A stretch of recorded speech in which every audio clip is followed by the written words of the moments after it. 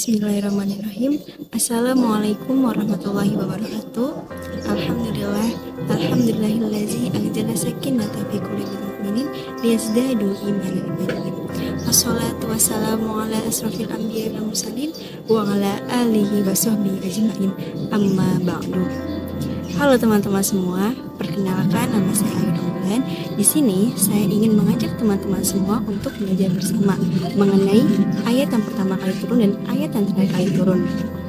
Nah, apa aja sih isi dari video ini? Untuk menghilangkan rasa penasaran teman-teman semua, mari saksikan sampai akhir ya teman-teman.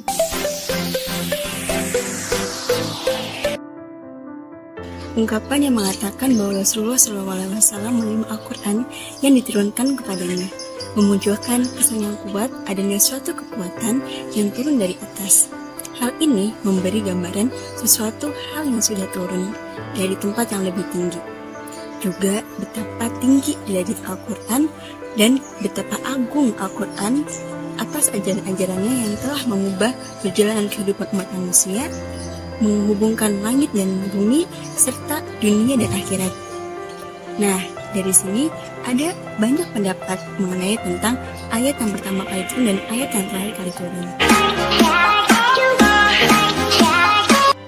Nah, ada 4 pendapat mengenai tentang ayat yang pertama kali turun.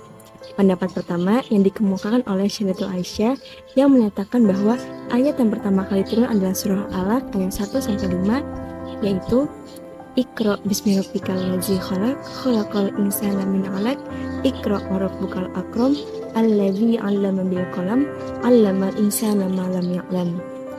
Nah, adapun pendapat kedua yang dikemukakan oleh Jabir bin Abdullah yang menyatakan bahwa ayat yang pertama kali turun adalah surah Al-Mudaththir, yaitu Ya ayyuhal mudaththir.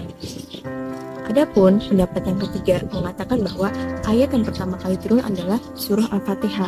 Mungkin maksudnya surah Al-Fatihah adalah surat yang diturunkan secara sempurna. Dan adapun pendapat yang keempat menyatakan bahwa ayat yang pertama kali turun adalah Bismillahirrahmanirrahim. Karena mungkin Bismillahirrahmanirrahim adalah ayat pemula bagi seluruh surat. Nah, dari keempat pendapat tersebut, pendapat Aisyah yang paling kuat. Mengapa? Sebab pendapat Aisyah adalah dari hadis yang sahih dan masyhur di kalangan kita semua bahwasanya ayat yang pertama kali turun adalah surah Alaq ayat 1-5. Lalu bagaimana pendapat Jabir?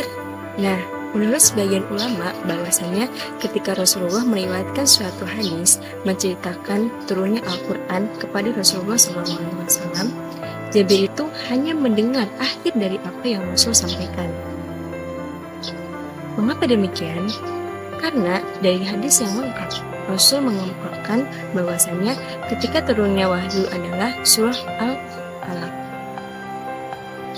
Lalu Rasulullah pergi ke Khadijah untuk diselimuti. Nah, dari situ Jabir baru datang. Menurut para sebagian ulama, lalu Rasulullah menyampaikan bahwasanya setelah itu Rasul menunggu wahyu berikutnya, yaitu baru turunlah surat Al-Mudaththir. Dari situlah Jabir berpendapat bahwasanya ayat yang pertama kali turun adalah surah Al-Mudaththir. Adapun pendapat yang ketiga dan keempat yaitu hadis yang mursal atau hadis yang tidak kuat. Nah, jadi dari keempat pendapat tersebut bahwasanya hadis Aisyah adalah hadis yang paling masyhur dan sahih di kalangan kita semua. Jadi ayat yang pertama kali turun dalam Al-Quran adalah surah Al-Alaq ayat 1-5.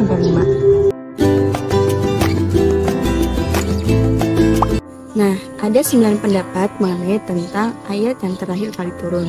Adapun pendapat yang pertama yang dikemukakan oleh Ibnu Abbas bahwasanya ayat yang terakhir kali turun adalah surah Al-Baqarah ayat 278 mengenai tentang riba.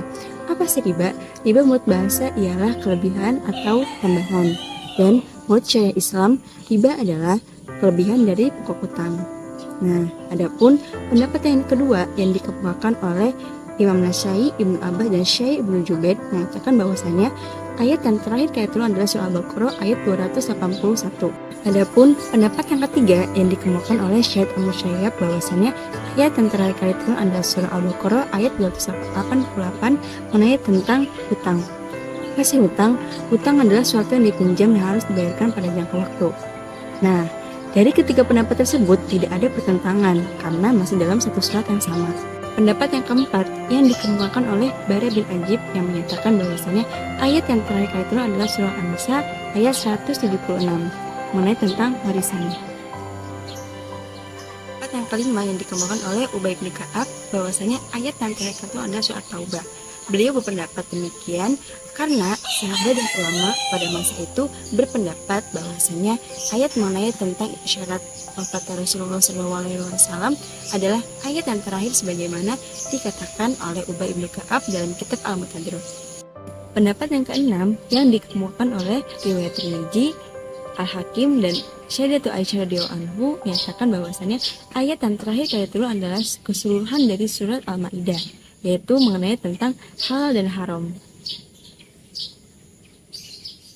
Adapun pendapat yang ketujuh yang dikemukakan oleh Ummu Salamah mengenai tentang ayat yang terakhir kali turun yaitu surah Al-Imran ayat 195. Ayat ini tentu berkenaan dengan hadis Rasulullah SAW tentang Ummu Salamah yang bertanya kepada Rasulullah, mengapa banyak laki-laki yang disebutkan dalam Al-Quran dibandingkan dengan perempuan? Maka turunlah ayat ini. Dan adapun pendapat yang ke-8 yang dikemukakan oleh Imam Bukhari dan Ibnu Abbas mengenai tentang ayat yang terakhir kali turun, yaitu surah An-Nisa ayat 93 mengenai tentang seorang muslim yang membunuh dengan sengaja. Nah, adapun pendapat yang terakhir atau ke-9 yang dikemukakan oleh Ibnu Abbas mengenai tentang ayat yang terakhir kali turun yaitu surat An-Nasr ayat pertama. Namun pada akhirnya ada ijtihad bahwasannya ayat yang terakhir kali turun yaitu surah Al-Maidah ayat 3 yaitu Al-yawma akmaltu lakum dinakum wa atmamtu alaikum ni'mati wa raditu lakumul Islam madina. Nah, ayat tersebut ayat yang disepakati sebagian besar oleh para ulama dalam ijtihadnya. Tapi, menurut Qadhi Abu Bakar Al-Baqillani, dalam Intisar, dia menyebutkan bahwasannya semua pendapat dari ke-9 pendapat tersebut menyatakan bahwasannya itu seperti dugaan saja dan sama sekali tidak disandarkan oleh Rasulullah SAW. Nah, dalam Intisar Qadhi Abu Bakar Al-Baqillani menyebutkan bahwasannya barangkali itu hanya dugaan saja dan hasil ijtihad itu sendiri. Karena masing-masing sahabat para ulama memiliki pandangan yang berbeda-beda. Bukan karena mungkin barangkali itu yang terakhir kali ditulis dari Rasul. Padahal sebagian para sahabat ketika Rasul bepergian sebagian tidak ikut dan sebagiannya ikut.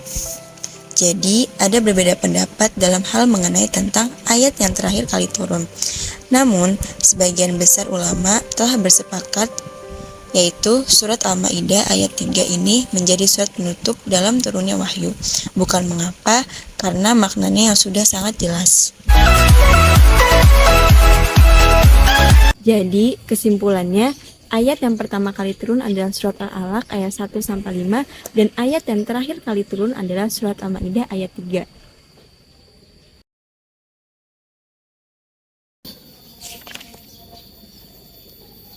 Nah, cukup sekian yang dapat saya sampaikan.